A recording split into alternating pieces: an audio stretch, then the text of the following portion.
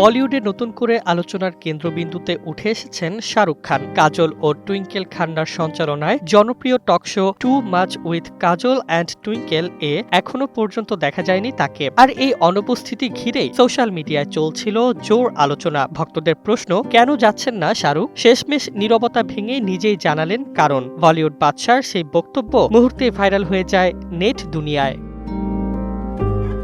ভারতীয় গণমাধ্যমের খবরে জানা যায়, সম্প্রতি একটি পডকাস্টে টকশো থেকে দূরে থাকার কারণ জানতে চাইলে শাহরুখ স্পষ্টভাবে জানান, বাস্তবতার কারণেই যেতে পারেননি। তিনি বলেন, টকশোয়ে যেতে না পারায় আমার খুবই খারাপ লেগেছে। বর্তমানে কিং সিনেমার শুটিংয়ে ব্যস্ত আছি। এর পাশাপাশি মাঝখানে হাতে চোট পাওয়ায় সময় বের করতে পারিনি।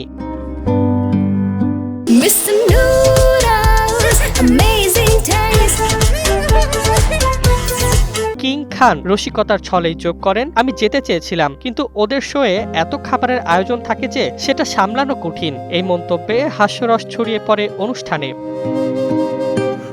সবশেষে কাজল টুইঙ্কেলকে উদ্দেশ্য করে শাহরুখ ক্ষমা চান। তিনি বলেন, না যাওয়ার জন্য কাজল টুইঙ্কেলের কাছে ক্ষমা চাইছি। আমার সত্যি যাওয়া উচিত ছিল, তবে প্রায়শ্চিত্ত হিসেবে প্রতিটি পর্বই দেখেছি।